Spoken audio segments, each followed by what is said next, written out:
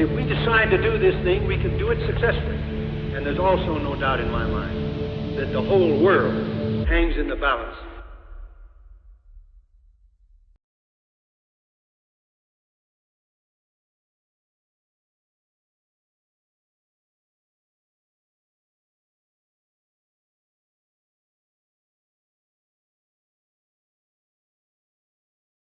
So the book I'm going to talk about, Last Mission to Tokyo, is a book about the Doolittle Raid, first and foremost. And I'll just tell a quick story about when I was researching this book. I interviewed Dick Cole, who was the co-pilot on Doolittle's plane. At the time, I think he was 99 years old, much sharper and more able than I was at 35, I think, was when I interviewed him. And one of his questions to me was, it was more of a statement than a question, as you often get in Q&As, was, I just don't understand why anyone would write another book about the Doolittle Raid, which is not always the most welcome thing to hear when you're writing another book about the Doolittle Raid. But it's a question statement that I've tried to keep in mind, certainly when writing the book, and we'll talk about today, is why tell this story again? And I think there are two reasons that I'll just offer up right at the very beginning, and then I'll get into it a little bit more. The first is there is a lot new here, a lot that's been forgotten, and I think one of the most important legacies that's been forgotten is how the Doolittle Raid specifically fit into the much broader revolution in humanity that came about because of the United States' treatment of its former enemies after World War II. Obviously, George Marshall is one of the more major figures in that project, and the Doolittle Raid played a enormously significant but largely forgotten part. And so that was one thing that I just thought was very important to talk about. And the other thing is, history, the French language is kind of nice in that the word history and story is exactly the same language. And it's often said that human beings, what makes us unique amongst many other things, is that we are essentially the storytelling species. And we understand ourselves, we understand the world, we understand where we're going by where we've been. And so it's always very important, even if a story has been told 1,000 times, 1,000,000 times, to retell it for the audiences of today so that we can understand how we got to where we are and hopefully use both the good and the bad lessons from the past to inform where we're going. So those are the two reasons I've ultimately come to answering that question. I didn't come up with those on the spot. At the time, I just looked sheepish. But ultimately, those are the reasons why I think I wrote this. Those are the reasons why I wrote this book, and hopefully some of those takeaways will be takeaways for you as well. So the Doolittle Raid, just to sort of do some of the things you may or may not know already, but obviously on December 7th, 1941, a date that shall live in infamy, Pearl Harbor is attacked by the Empire of Japan, and the United States is caught completely off guard. The country had been mobilizing for war for many years, for at least the possibility of war. It had grown the army massively, but the attack in the midst of peace negotiations with Japan was a shock. And it was a shock not simply because it was unexpected, but also because it betrayed that the Japanese had fighting capability that at the time far outstripped the United States' fighting capability. Because in very short order, here's President Roosevelt addressing Congress, getting the declaration of war against Japan. Because in very short order, the Empire of Japan demonstrated its incredible fighting prowess all over the Pacific. So that within a few months, all of Britain's former colonies had fallen. The United States' largest territory at the time, the Philippines, was ultimately taken over by the Japanese, and soon you had the Bataan Death March. Japan was bombing Australia, to give you a sense of just the scale of danger and fear and indeed hopelessness, because it would be many months, indeed almost a year, before the United States could even launch offensive military operations against the Axis powers in Europe in the North Africa campaign. The Brits were basically holding on by their fingernails, both on Great Britain and in their sort of remaining possessions in Africa. And so there was a desperate need that Roosevelt understood to show that the United States was not only going to fight this war, but that could win this war. And the solution to that problem, at least in the short term, was the Doolittle Raid, led by a short, stocky, well over middle-aged stunt pilot by the name of Jimmy Doolittle, who had rejoined the Army Air Forces in the previous summer and became a member of the staff of General Hap Arnold, the head of the Army Air Forces. And Doolittle was known at the time for being someone who made the impossible possible. And he didn't do it by daring do. He wasn't sort of one of the archetypes of the flyers who rode airplanes like horses during World War I. He was actually an engineer. He had gone to MIT, he got his doctorate, and he did these things that seemed insane, but that he had used essentially engineering and mathematics to solve. His two most famous stunts, if you will, prior to the Second World War was he was the first American to fly entirely across the United States within 24 hours. And so he filled this place of actually knitting the country together for the first time, so that all of a sudden Philadelphia and Los Angeles were in essence as close as, for the generation in which he was born, as close as Lexington maybe and Richmond. And his second famous stunt, which did make people think he was something of a wizard, was that he would fly blind. He would essentially he took these panels, black panels that he put on the front of the windshield of his airplane, took off from an airfield in Long Island, flew about 20 miles overhead in almost a perfect circle, and then landed without ever being able to see more than a few feet in front of his nose, and certainly not outside of the airplane. And he did this not through magic, despite its appearances, but through math and through engineering. And so when there was this desire, this effort to say, okay, is there a way we can strike back against Japan, a country that's thousands and thousands of miles away, with any sort of oomph, right? Could we actually put any power behind this strike? The task ultimately fell to Jimmy Doolittle. And he was asked, could we attack Japan from an aircraft carrier? And the obvious answer, the technologically correct answer at the time was no, you can't do that. We don't have the equipment to do that. It's too far. The planes you would have to take off from the airplane would have nowhere to land. If you tried to land an Army bomber on an aircraft carrier, you might be able to do it once, but you'd probably tear the tail off the plane by the restraining wires, and you would have nowhere to put the plane after it landed because they're too big to essentially fit in the elevators of an aircraft carrier. But Hap Arnold handed this project to Doolittle and said, see what you can do, in essence. And so Special Project Number 1, as it was initially known, was born. And Jimmy Doolittle essentially did the math. He evaluated which airplanes could be retrofitted to essentially become flying gas tanks to carry a large enough payload to have some impact when they arrived in Japan, but were also light enough, small enough, and modifiable enough to get off of an aircraft carrier, right? So everything from wingspan to how far an airplane had to go before it took off into the air. And the ultimate solution was the B-25B. He essentially outfitted a bunch of Army B-25Bs with bladders, with extra gas cans, and trained a group of young men who were not told what their mission was, but were trained very rigorously on getting up into the air in one of these airplanes in 500 feet. This was going to be their quote-unquote dangerous mission. And so on April 18th, 1942, an aircraft carrier, the USS Hornet, is out at sea as part of a broader task force of U.S. aircraft carriers that were in the Pacific at the time, essentially the only two aircraft carriers in the Pacific at the time. And he took off 16 medium-range Army bombers off of an aircraft carrier in a one-way mission over the Empire of Japan, over Tokyo, with targets in Kobe, with targets in Nagoya, and most importantly, targets in Tokyo. And so on April 18th, 1942, in the early morning hours, they take off from the aircraft carrier. They fly further than they expected to by virtue of the fact that they had been spotted by a picket boat of Japanese origin that they spotted in the ocean, and completed their mission. Now, the difficult thing was not only getting these planes off of this aircraft carrier, but finding a place for them to land. And for those of you who studied George Marshall, there weren't a lot of great options. The one option was to fly up into Russia, but that wasn't really an option because Russia was neutral in the war against Japan and would not tolerate its use of its territory to mount an attack, not the least on the main island of Japan. From Chiang Kai-shek to Mao Zedong to everyone else in between. Warlordism reigned. And But through some negotiations with Chiang Kai-shek, they initially got an agreement to have a landing strip set up in Kuzhou, China.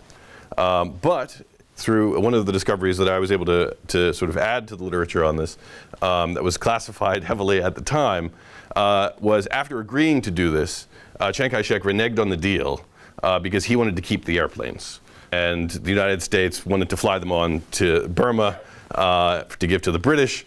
And the last thing Chiang Kai-shek wanted to hear was that any more aid was being given to the British and not to China. And so on April 16th, unbeknownst to Doolittle, the airfield was essentially taken offline.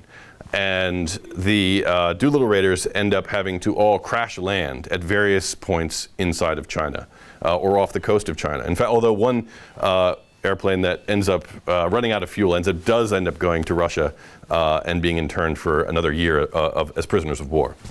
But the 15 other planes variously crash into the territory of Japan. And while they're trying to essentially get their way to safety, news breaks in the United States that Japan has been attacked. In fact, news breaks all around the world. And Roosevelt, being again the sort of savvy political operator that he is, refuses to take credit. Indeed, makes it top secret who, in fact, attacked Japan, and says, well, perhaps it was a mission taken from Shangri-La, which was his code name for his vacation home, but also this sort of mythical Himalayan place. And so the Japanese are looking for secret air bases in the Himalayas. And the press is eating this up, and it's the best news of the war. It literally is the best news of the war so far, because it's the first time that the United States has shown on a global scale that not only are they going to be fighting this war, but they could possibly win this war and strike back against Japan for Pearl Harbor. It's an utterly electrifying moment. But one of the other reasons why he keeps mum about precisely who is responsible for this sudden attack on Japan are the raiders themselves, who are all attempting to find their way to safety, find essentially Chiang Kai-shek's forces inside of China, and ultimately do rally together in the city of Kuzhou, even though the airstrip never materialized. All but 3 of the Doolittle Raiders survive the crash landings and attack. 2 die in the sea, East China Sea. 1 dies after his parachute, I think, gets tangled up in a mountain. He ends up dying of his injuries. But all the rest of these, I guess my math skills are going to embarrass me for a second, but essentially 77 men who go on the Doolittle Raid survive at least the initial assault, 77 out of 80, when certainly anyone, certainly Doolittle himself, probably understood that the odds of survival were very nil. This here is a cave inside the city of Kuzhou, where about 50 of the Doolittle Raiders were able to make it to safety and held out for a couple of weeks inside this cave. It's in this very quaint town in China. Now this cave is primarily used by teenagers who are avoiding their parents, or at least their parents' supervision. But you can still find, I can't tell if you can see them here, but the Doolittle Raiders actually sort of etched their names into the walls. You can see a couple of landmarks. And the vast majority of the Doolittle Raiders, again, not only survive the initial attack, they make it to safety. In fact, all but 8 of the Doolittle Raiders who survive the attack make it to safety. They are feted by Chiang Kai-shek, and particularly Madame Chiang Kai-shek, who gives them medals celebrating their bravery, including Doolittle himself. That's Jimmy Doolittle right there. Never quite mentioning that they had not been entirely cooperative with the operation to begin with. Jimmy Doolittle ultimately makes his way back to Washington about a month later, traveling essentially entirely across the equator of the globe.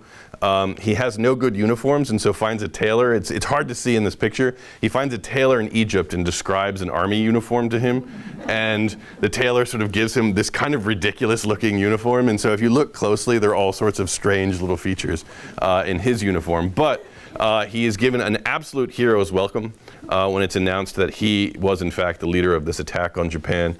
He's awarded the Medal of Honor by President Roosevelt at George Marshall's instigation. Indeed, Doolittle recounts a story that is very George Marshall, of returning in this completely ridiculous uniform to Washington, meeting with George Marshall for his first briefing, a bit anxious about whether or not he's going to be essentially criticized for some of the mission's failures, right? So none of the planes ultimately survive and get given on to the British. And Doolittle's very concerned that he's going to be court-martialed, in essence, for losing government property. And he's met by Marshall, who tells him that he's going to be nominated for the Medal of Honor. And Doolittle protests.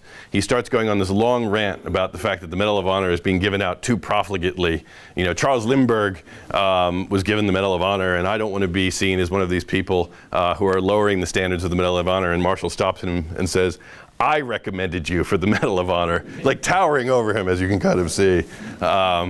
And Doolittle is ultimately given an utter hero's welcome.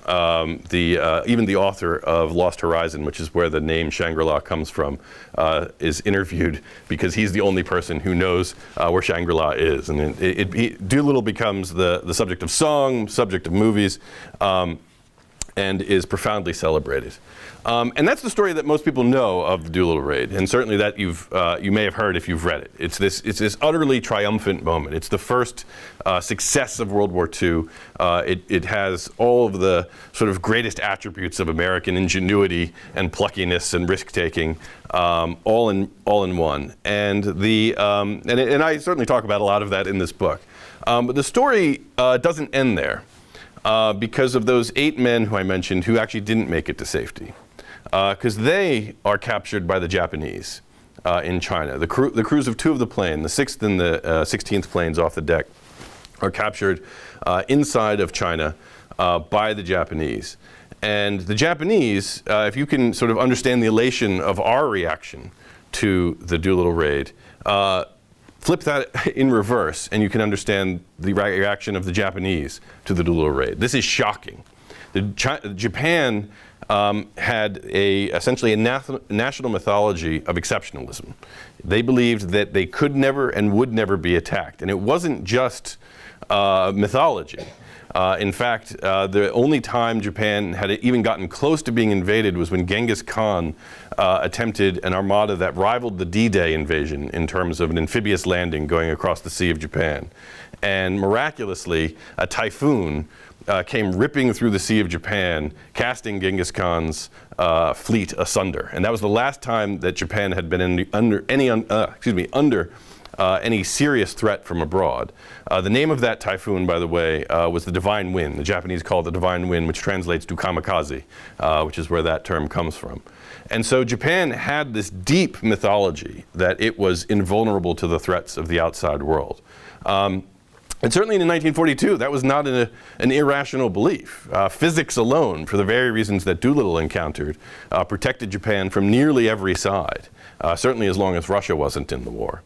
And so the idea that Japan could be hit not just on its periphery, but in the heart of Tokyo, in the capital, near the Imperial Palace, was psychically shattering to particularly the military class that had come to dominate Japan's government, who had sold the Japanese public and the emperor on Japan's invulnerability to any of the dangers that might result from its foreign adventures.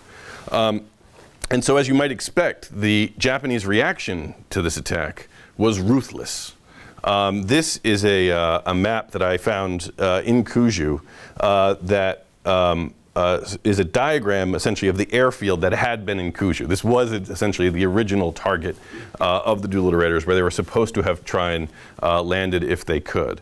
And because the Chinese had helped the Doolittle Raiders escape, Japan imposed an imperial policy of retaliation against the Chinese people and ordered the destruction of every airfield in eastern China, in eastern China. And this is the one in Kuju. And the way they would do that was not simply through the ordinary bombing and pitting that you might do to destroy an airfield. They actually conscripted the local people, the men of Kuju, to hand dig out the airfields, which were essentially hard rock, pressed clay, and concrete. This is back-breaking labor. At least according to some of the Chinese sources, you have to always be careful on giving too much credit. to them, but that like men would be executed where they stood if they essentially collapsed from the effort of this. And nevertheless, in this diagram, you can see they were essentially forced to dig trenches by the Imperial Japanese Army across this airfield.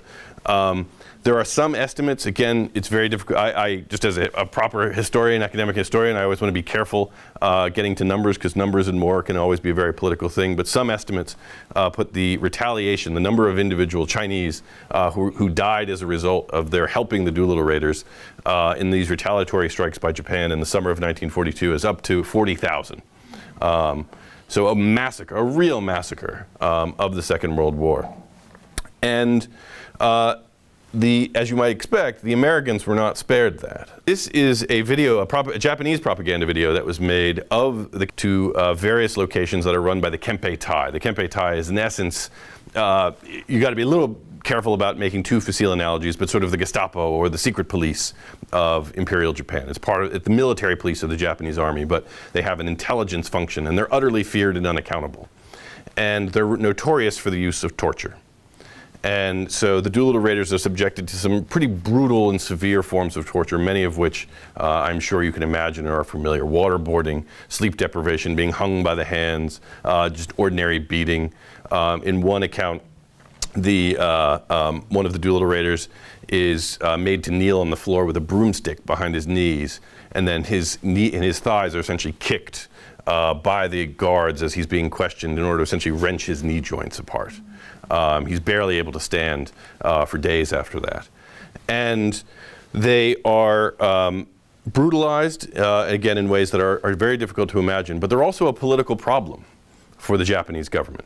The Japanese government, despite many of the brutalities that its army perpetrates, is still a government. They still have diplomatic relations. They even have their own history of sort of liberal internationalism, even though they abandoned that in the 1930s.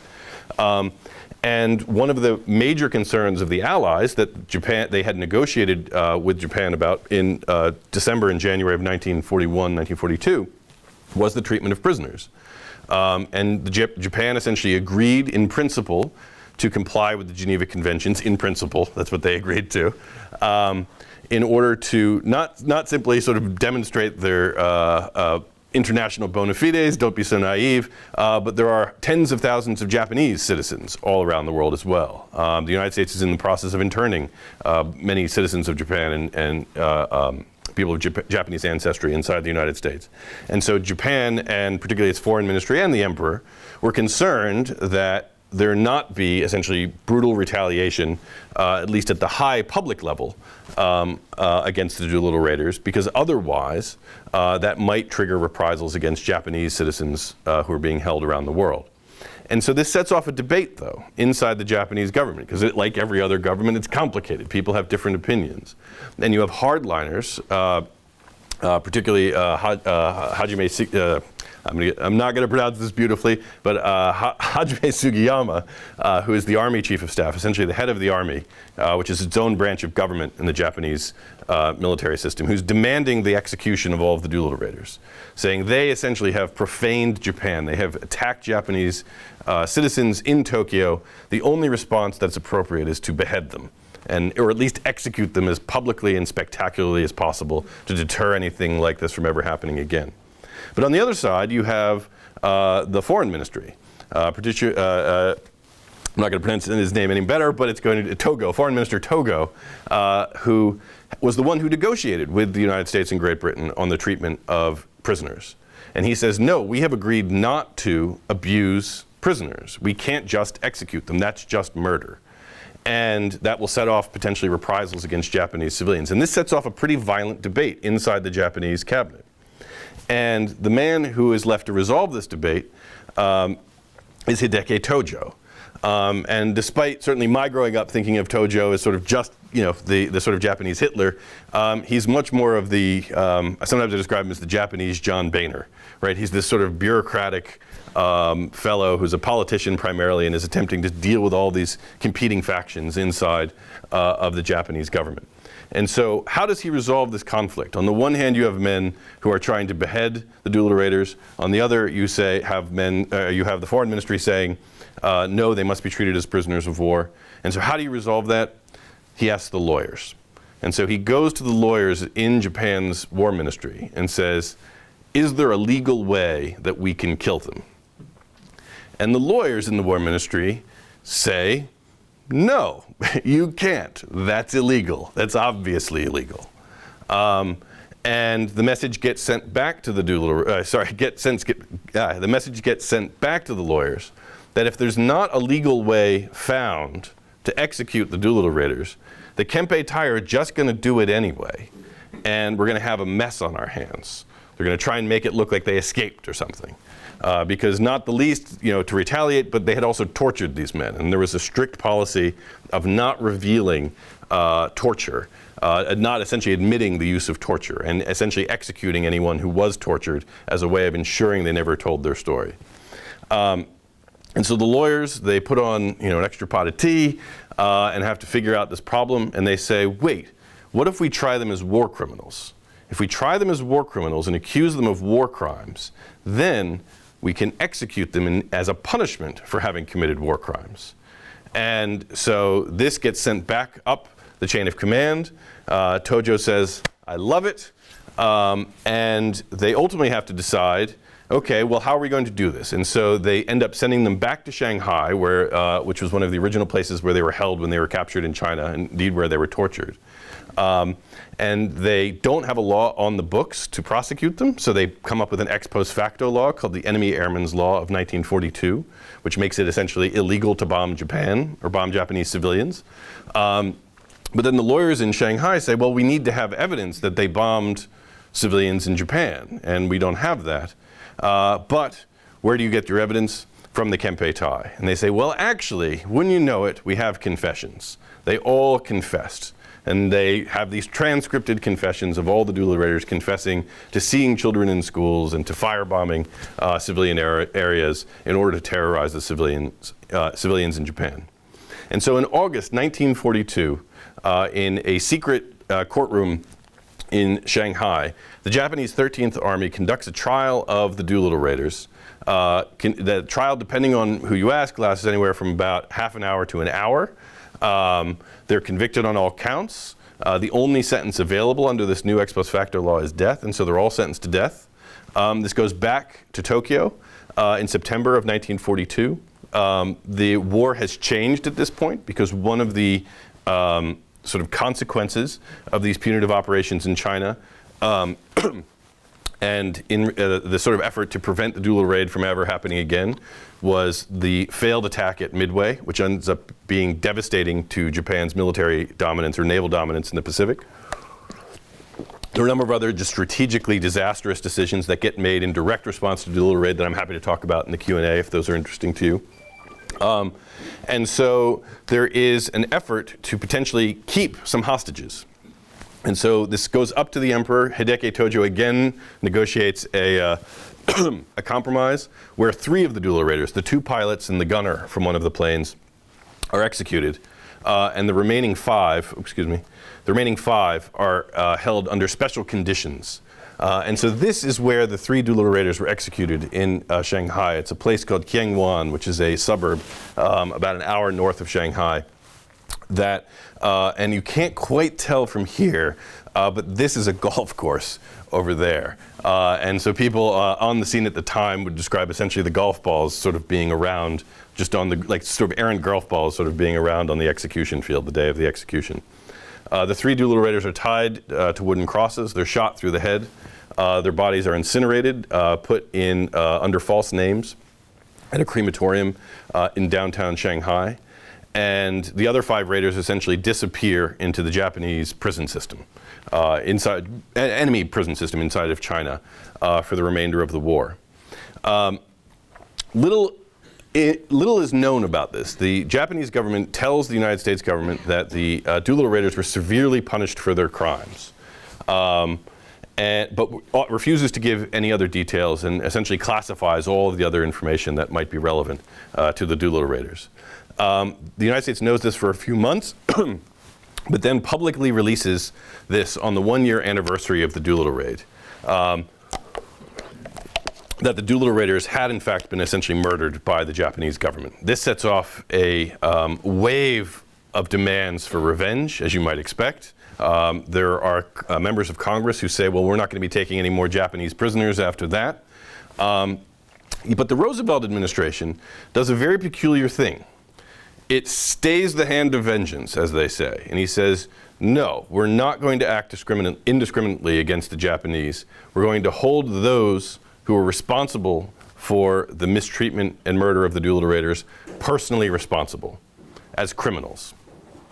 And that's a pretty novel thing to say in 1943, because war crimes trials really weren't a thing back then. But here you have the President of the United States saying, no, we're going to get individual accountability against individual perpetrators. This is not a political question. This is a question of law, of morality, of criminality.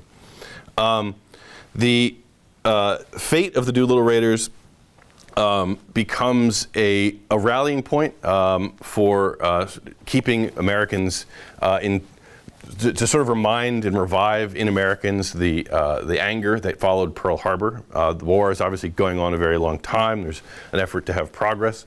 In the midst of the war, a movie comes out, The Purple Heart, which is essentially a fictionalized account of what happens to the Doolittle Raiders in captivity. And in The Purple Heart, excuse me, all of the Doolittle Raiders are executed after refusing to give up secrets to the Japanese. The movie actually really holds up for certainly, for 1940s war movies. It really is one of the better ones in terms of holding up. The staging of the trial, it's essentially a trial drama, happens in this grand courtroom in Tokyo. So there are a lot of factual errors because they're essentially making guesses about what actually happened to the Doolittle Raiders. I can say though that the trial in the movie is much longer and more detailed and more of a trial than even the trial in real life. The trial in the movie actually lasts for days and there's witnesses. Nothing like that actually happened in real life in Shanghai, where the trial lasted only an hour. But the ultimate takeaway, particularly for the people on the home front, was that the Doolittle Raiders were essentially martyrs to the great cause of America's fight for freedom, particularly in the Pacific against Japan, as a demonstration of not only individual heroism of Americans, but also the brutality and sadism of the Japanese government. The war ends, thankfully, with America with America essentially astride the world, with most of Japan certainly and much of Europe in utter ruins. And in the immediate aftermath of the war, teams of OSS officers are sent around China to the prisoner of war camps to try and find and liberate prisoners of war to prevent the Japanese from perpetrating massacres in the immediate aftermath of the surrender on August 15th. And lo and behold, in a prisoner of war camp in Fengtai, in a secret compartment of that camp, were held none other than 4 of the Doolittle Raiders. Here are Jacob DeShazer, Bobby Haidt, and Chase Nielsen, who are found in the Fengtai prison camp. This is George Barr right here, who was the 4th man. He was believed to be dead when they found him, but they were able to resuscitate him and ultimately take him to a hospital in China, where he was treated for a better part of a month. His story is actually very tragic. I tell a lot of it in the story, a lot of his story in the book, because he essentially gets lost in the bureaucracy, and no one in these hospitals believes he's a Doolittle Raider, precisely because the Doolittle Raiders had all been killed, and they think he's just suffering from PTSD, and so they essentially assign him to a mental institution where he's ultimately held and not discovered until November of 1945, where he is essentially under treatment for insanity.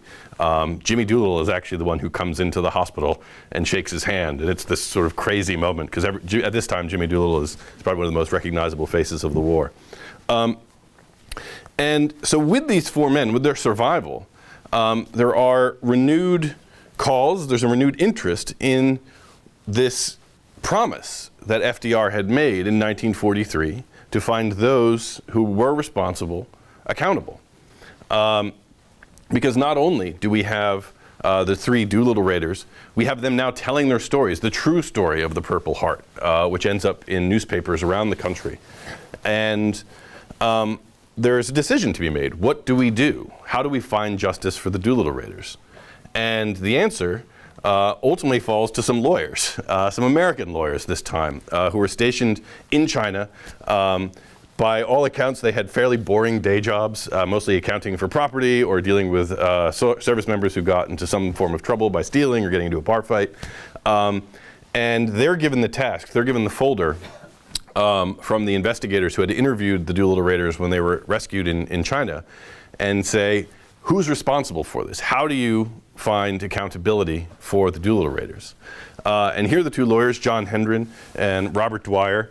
Robert Dwyer himself was drafted and is about 41 in this picture, which I'm very sympathetic to. He's a young man still. And he goes off essentially all around the Pacific looking for who can be held responsible for the torture and murder of the Doolittle Raiders. And in one sense, it's actually what we would sometimes call an overdetermined problem. So many people are responsible, right? You have the Kempe Tai torturers, you have everyone really going all the way up to the emperor, right? So from the very bottom to the top, you could put hundreds of people on trial as those who were most responsible or responsible for the execution and torture of the Doolittle Raiders. And so he has to solve this problem, right? How do you find who should be put on trial for this? And the solution he ultimately hits on is the lawyers, the judges, the prosecutors, the people who, in Robert Dwyer's sense, essentially perverted justice, who murdered the Doolittle Raiders, but did it through paperwork. And as you might expect, in 1945, 1946, most people thought this was going to be an open and shut case. Here, they find the lawyers. He goes all around the Pacific to find the lawyers. He even finds a couple generals who are responsible to also put into the dock. But then they have the equally difficult problem of finding someone who can be the defense lawyers for the Japanese, because none of the lawyers in Shanghai, China, certainly none of the American Army lawyers, wanted to represent some of the most notorious war criminals in one of the most high-profile war crimes cases in the post-war period. And so they got this guy, Edmund Bodine, who here is sitting with Hideki Tojo. He had snuck a camera into the prison when trying to meet with him. And Edmund Bodine is not a lawyer. He had gone to Fordham Law School. I didn't know that when I started writing this book, but I was very proud to see my alma mater come up. He had gone to Fordham Law School, but washed out and decided to become a pilot. Being a pilot in 1940 just seemed like a much more interesting job than being a lawyer in New York, which I probably can sympathize with a great deal.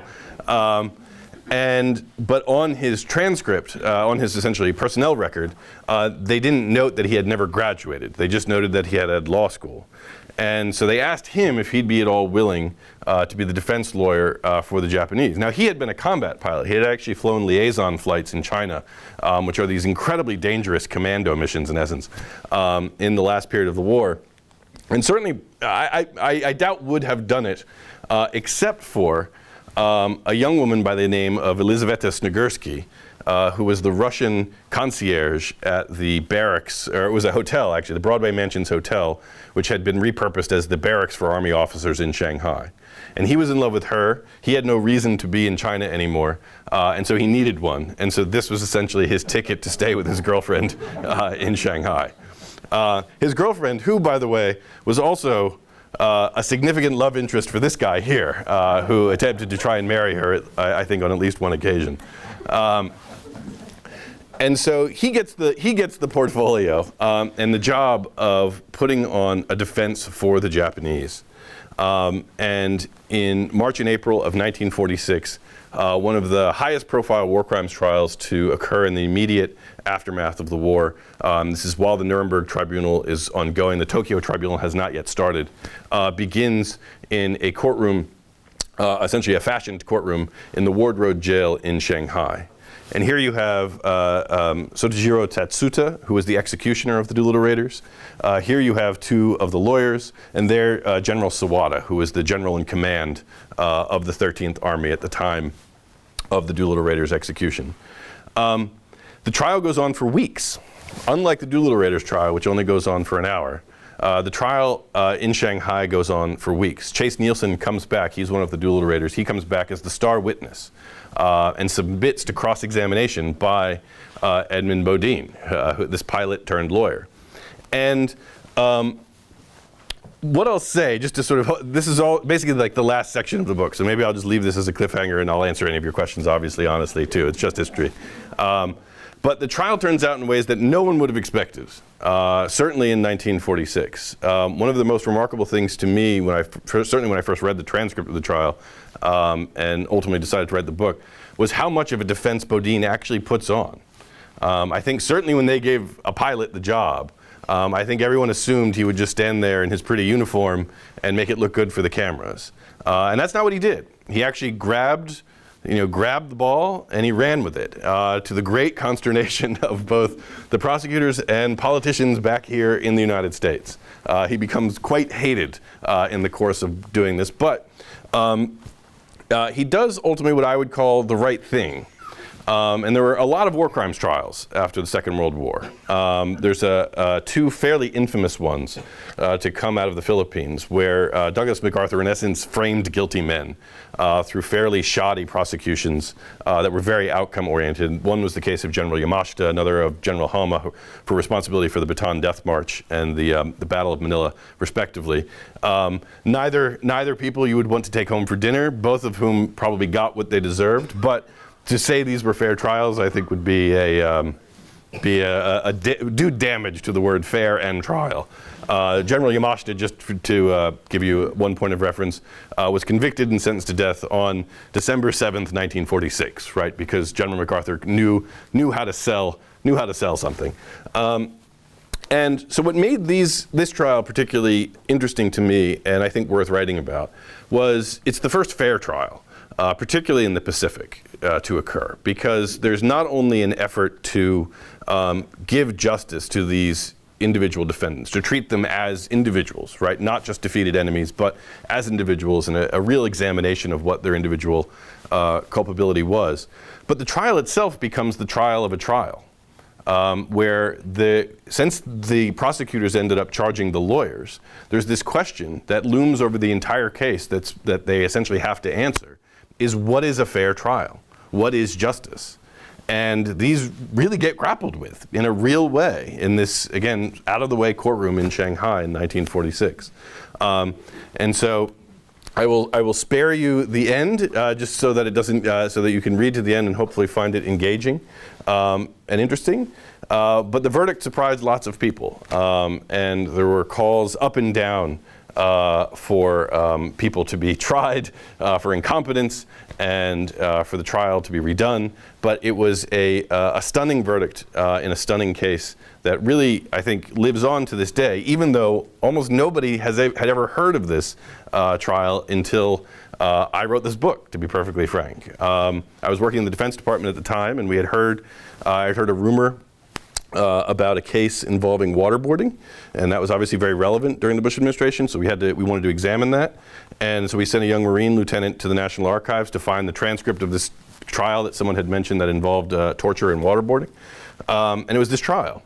And I remember reading it, and I was stunned. I was like, this is an incredible story, not only for all of its particulars, but for its conclusion. Because its conclusion is not so much it is not important because of what happened to these particular people. And it's not even important because it is the final act of the Doolittle Raid, which is, again, one of these important stories that we have to retell in order to remember. But it's important because of a very specific provision of the 1949 Geneva Conventions that comes directly from this. So when the prosecutors in this case were trying to figure out what's a fair trial. How do we prosecute the lawyers for putting on an unfair trial? Is that even a war crime? And I think they made a pretty good case that it is. But it wasn't until 1949 that Geneva Conventions now include as essentially a crime against human dignity, the denial of a fair trial. Indeed, it says there shall be no sentences passed except upon the judgment of a regularly constituted court affording all the judicial guarantees recognized as indispensable by civilized people. And right there in black and white in the Geneva Conventions, there is this provision that enshrines not only, again, this important concept of a fair trial, but this very American idea of justice in war. And I'll close with one story because I think it illustrates the real revolution that this all represents that we all take for granted today. and it's at the Tehran conference. It's the first time that FDR and Churchill and Stalin are meeting together, and everyone's pretty boozed up on vodka, and they're discussing what to do in the post-war period, and Stalin sort of casually throws out the idea of just coming up with a list of the top 50,000 Nazis and shooting them once they've been identified. And Churchill was a bit appalled by this, or at least found it uncomfortable. FDR, in his classic sort of FDR way, says, well, Uncle Joe, wouldn't 49,500 be plenty? And that, on the one hand, that's, again, this weird, horrifying story. We can very much imagine Stalin saying and doing that. But history and precedent is on Stalin's side there, right? We didn't give trials to Napoleon before sending him to Elba. The Romans certainly didn't give trials to the Goths before hanging them in public. The history of a defeated enemy was the history of a dead enemy in warfare up to the 20th century. And it was Roosevelt, really. So in the final years of the war, particularly at the Yalta Conference, this debate lingered about whether or not we're going to even conduct, how are we going to deal with the defeated Nazis? And though this was secret till only a couple of years ago, Churchill kind of came around to Stalin's view. The numbers were a lot lower. I think he had a list of about 500. But he had come to oppose, and his government had come to oppose the idea of doing trials at all. But it was FDR in particular who said, no, we have to have trials. We have to show the world what they did. We have to show that it's individuals who are responsible for crimes. It's not nations, it's not abstractions, it's people. And that's a very American idea, right? It's a very American idea, not only of sort of individualism and individual responsibility, but also of the value of a courtroom, right? We're Americans, we love trials. Almost everything ends up in court in this country. That's been true for hundreds of years. And FDR understood the value of that. And that became, again, not only this sort of opportunity after the Second World War to establish a world that's based on both peace and justice, but became, again, a precedent that we're seeing even today in places like Ukraine, where there's a great deal of discussion about, okay, how do we deal with the Russians for the war crimes they're committing in Ukraine? And there's not just this sense of like, well, they're going to do what they're going to do, and then if we catch them, we kill them. There's actually, right away, even the president said, he's behaving as a war criminal, and that means something now. And so it's an incredible legacy that comes from, again, this small, often forgotten case that I think both tells us a lot about who we are and where we came from, and hopefully was a worthwhile venture in adding to the tome and adding to the library of Doolittle Raid books that are on everybody's shelves. So that's all. I'm happy to talk more. I'm happy to even give away the end if you want me to. The defense lawyer does marry the girl at the end of there. I'll offer you that one. During the trial, no less. They get a recess early one Saturday to go off to the church and get married. And they live happily ever after, have a number of children who were very gracious in giving me a lot of these excellent photographs that I was able to use in the book. But yeah, unless I'm happy to answer any questions or. Oh, thank you. Thank you.